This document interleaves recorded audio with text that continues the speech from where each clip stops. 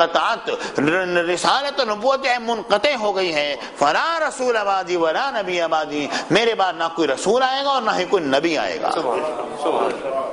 یہ نفی کمال نہیں ہو رہا ہے، یہ نفی جنس ہو رہی ہے یہاں پر. نفی جنس ہو رہی ہے یہاں پر. اور حضور علیہ السلام نے یہ فرمایا وَخُتِمَ بِهِ النَّبِيُّونَ، یہاں پر تو بات ہی ختم ہو گئی نا جی. آپ دیکھیں اور غور کیجئے، میرے آقا حضور علیہ السلام نے فرمایا، ابو داؤد شریف میں حدیث پاک موجود ہے، میرے آقا فرماتے سیکون فی امتی کذابون ثلاثون دجالون، انقریب میری امت میں 30 آئیں گے جھوٹے ہوں گے. ایک اور روایت میں آتا ہے دجال ہوں گے. کلہم تمام کے تمام یزعم انہ نبی، ہر شخص یہ کہے گا میں نبی ہوں. میرے آقا نے فرمایا وانا خاتم النبیین ولا نبی بعدی، حالانکہ میں آخری نبی ہوں اور میرے بعد کوئی بھی نبی نہیں ہے. اب اس بات پر ذرا یہ غور فرمائیے، جب میرے آقا حضور علیہ السلام یہ بات فرما رہے ہیں میرے بعد 30 جھوٹے دجال آئیں گے جو نبوت کا دعویٰ کریں گے، ٹھیک ہے نا. میرے آقا فرما رہے ہیں میرے بعد 30 آئیں گے جھوٹے ہوں گے، دجال ہوں گے، نبوت کا دعویٰ کریں گے، اور ہر ایک یہ کہے گا کہ وہ نبی ہے، گمان کرے گا، حالانکہ وہ کوئی بھی نبی نہیں ہوگا ان میں سے. میں آخری نبی ہوں اور میرے بعد کوئی بھی نبی نہیں.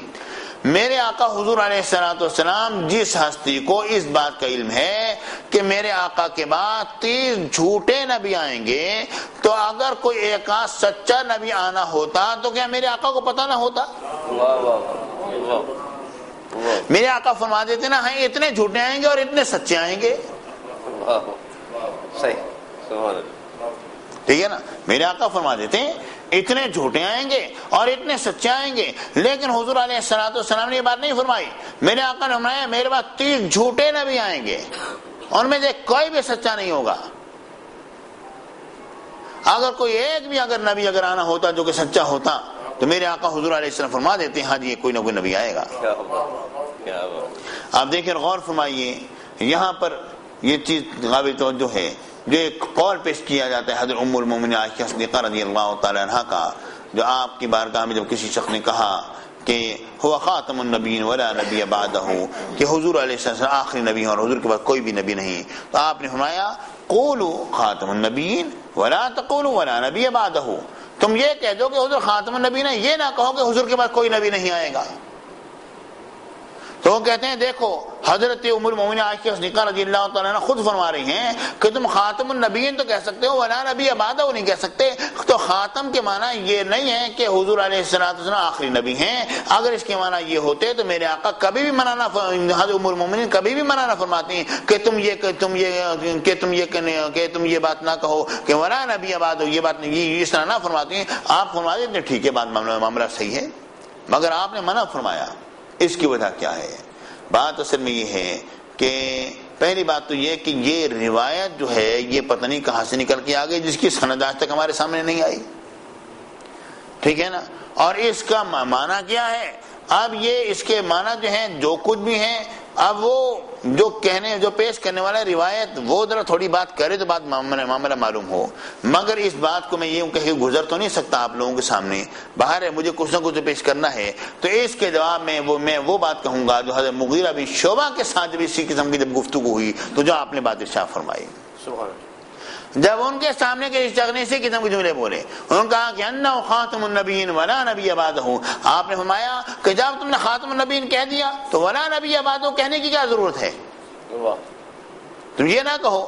یعنی جب قرآن کے کلمات جب آ گئے تو پھر تم ولا نبی بعدہ کہہ رہا ہو تو اس کی ضرورت نہیں ہے. جب قرآن نے خاتم النبیین کہہ دیا تو جو آدمی قرآن کے کلمات کو نہیں مانے گا وہ باقی باتوں کو کیا مانے گا؟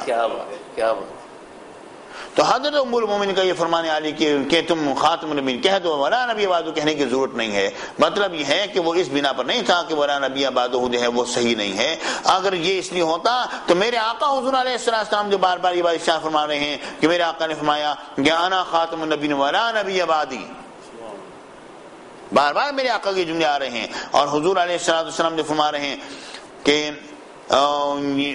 میرے بعد 30 جھوٹے نبی آئیں گے، انا خاتم النبیین ولا نبی، یہ تو میں ابھی حدیث پاک میں نے پیش کی. آپ دیکھیں غور کیجئے، کہ اگر ہم اس کے ثبوت میں ایک اور حدیث پاک پیش کریں تو لوگوں نے اس کا انکار تو کرنے کی کوشش کی، لیکن اس کا جواب چونکہ انتہائی منطقی انداز پر ہے، جواب اس کا میں اس انداز میں اس وقت پیش نہ کر سکوں گا، کیونکہ آپ کے سامنے میں قضیہ شرطیہ پیش کروں اور پھر لا کے معنی پیش کروں اور پھر میں اس کو اس انداز میں جوڑوں، شرط و جزا ملاؤں اور پھر میں آپ کو نتیجہ نکال کے دکھلاؤں کہ اس کا مطلب یہی بنتا ہے جو ہمیں اہل سنت کا موقف ہے، وہ آپ کے اوپر سے گزر جائے گا۔ وہ خواہ مخواہ کی 5-7 منٹ کی گفتگو ایسی ہوگی جو کہ آپ کو اس سے کوئی بھی فائدہ نہ ہوگا، لیکن میں اس حدیث پاک کو پیش کر کے اور اس کا جواب بہت ہی آسان انداز میں پیش کی دیتا ہوں جو کہ آپ کے ذہن میں فوراً بات بیٹھ جائے، اگرچہ کہ وہ علمی گفتگو اس وقت میں وہ شروع نہ کروں گا۔ یہاں پر جو میرے آقا حضور علیہ السلام سے میرے آقا نے ارشاد فرمایا، میرے آقا نے فرمایا لو عاش ابراہیم ابن نبی صلی اللہ علیہ وسلم رضی اللہ عنہ لکان صدیقا نبیا، میرے آقا نے فرمایا اگر میرے صاحبزادے ابراہیم زندہ رہتے تو وہ سچے نبی ہوتے، چونکہ وہ زندہ نہیں رہے۔ لوگوں نے اس پر یہ کہا چونکہ وہ زندہ نہیں رہے اس لیے نبی نہیں ہوئے، زندہ ہوتے تو نبی ہوتے۔ یہ تو اس بات کی دلیل ہے کہ اگر وہ زندہ ہوتے تو وہ نبی ہوتے، یعنی حضور علیہ السلام کے بعد نبوت جو ہے وہ جاری ہے، یہ تو اس بات کی دلیل ہے۔ اس بات کا جواب جو ہے وہ ہم نے جملہ شرطیہ کے طور پر ہم نے دیا، لیکن میں اس انداز کو نہیں لے کر آؤں گا۔ میں اس وقت جو بات عرض کروں گا، اگر آپ اس حدیث پاک کا یہ معنی لیتے ہیں تو آپ اس حدیث پاک کے بارے میں کیا بات کہیں گے جو میرے آقا حضور علیہ السلام نے فرمایا لو کان بعد نبی لکان عمر، اگر میرے بعد کوئی نبی ہوتا تو عمر بن خطاب ہوتے۔ آپ اس بات کا کیا جواب دیں گے؟ ٹھیک ہے نا جی، اگر آپ اس کا وہ مطلب لیتے ہیں اور آپ اس کو اس انداز میں لے کر آتے ہیں تو یہ تو حضرت عمر بن خطاب میرے آقا کے بعد باقاعدہ حیات رہے، تو پھر آپ یہ بات کہتے ہیں کہ کیا کہیں گے؟ اور جو حضور علیہ السلام نے ارشاد فرمایا یا علیو اما ترضى ان تكون مني بمنزلة هارون من موسى الا انه لا نبي بعدی۔ واضح ہو سبحان۔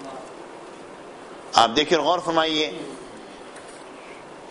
اور جو حضور علیہ السلام کے متعلق جو یہ بات آتی ہے وما ارسلناک الا کافۃ للناس بشیرا ونذیرا، میرا کہ سارے لوگوں کی طرف رسول بنا کر بھیجے گئے ہیں۔ پروردگار نے فرمایا ہم نے آپ کو تمام لوگوں کی طرف رسول بنا کر بھیجا، آپ ڈر سنانے والے بھی ہیں اور بشارت عطا فرمانے خوشخبری دینے والے بھی ہیں۔ تو مطلب یہ ہے کہ جب تمام لوگوں کی طرف میرے آقا رسول ہیں اور حضور علیہ السلام کی خاتمیت بھی باقی ہے اور حضور علیہ السلام کی کتاب بھی باقی ہے اور میرے آقا کی کتاب کے احکامات بھی باقی ہیں اور جاری و ساری ہیں، اور حضور علیہ السلام کے بعد کسی اور شک کی ضرورت بھی، کسی اور نبی کی ضرورت بھی نہیں جو کہ آئے اور اثر نو اس کی تجدید کرے۔ ہاں تجدید کرنے کے لیے جو تھوڑا بہت جھول وغیرہ ہوتا رہتا ہے اس کے لیے بے شمار حدیث موجود ہے کہ مجددین جو ہیں وہ پیدا ہوتے ہیں ہر زمانے کے اندر، اور دین کے اندر جو تھوڑی بہت چیزیں ہوتی ہیں ان کو درست کرتے ہوئے آگے نکلتے چلے جاتے ہیں اور دین کی خدمت کرتے رہتے ہیں۔ جس طرح کا بخاری شریف میں حدیث پاک آتی ہے، میرے آقا حضور علیہ السلام نے ارشاد فرمایا، میرے آقا نے فرمایا کان بنو اسرائیل تسوسهم الانبیاء، بنی اسرائیل جو تھے وہ اس صورت میں تھے کہ ان کے انبیاء پیدر پہ آتے رہتے تھے، کلما ہلک نبی خلفہ نبی، جب ایک نبی آیا تو اس کا وصال ہوا تو اس کے بعد دوسرا نبی آ گیا۔ پھر حضور علیہ السلام نے فرمایا انہ لا نبی بعدی، بے شک شان یہ ہے کہ میرے بعد کوئی بھی نبی نہیں ہے، وسیکون خلفاء، ہاں میرے بعد خلفاء آئیں گے، اکثر آئیں گے خلفاء۔ تو قالوا فما تامرون یا رسول اللہ، حضور اب آپ ہمیں کیا حکم فرماتے ہیں؟ آپ کے بعد کوئی نبی تو آنے کا ہے نہیں، تو یا رسول اللہ آپ یہ بات فرمائیں کہ ہمارے لیے کیا حکم ہے؟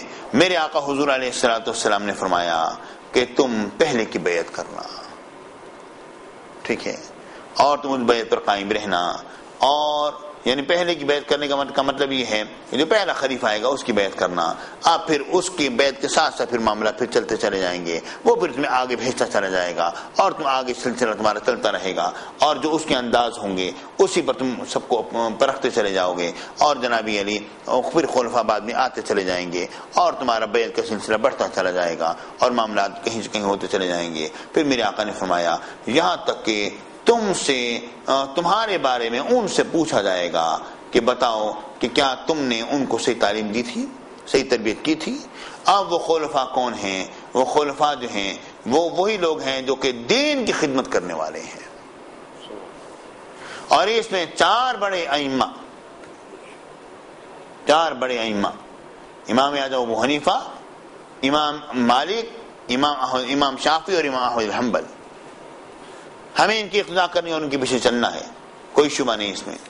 آپ دیکھیے اور غور کیجئے، جب حضور علیہ السلام کے وصال پاک کے وقت پر جب مسیلمہ کذاب نے دعوی نبوت کیا تو اس وقت پر کیا کسی صحابی نے یہ بات کہی کہ چلو چل کے پوچھے لیتے ہیں، کوئی معجزہ طلب کر لیتے ہیں، کوئی معجزہ مانگے لیتے ہیں؟ نہیں، کسی نے بات نہیں کی۔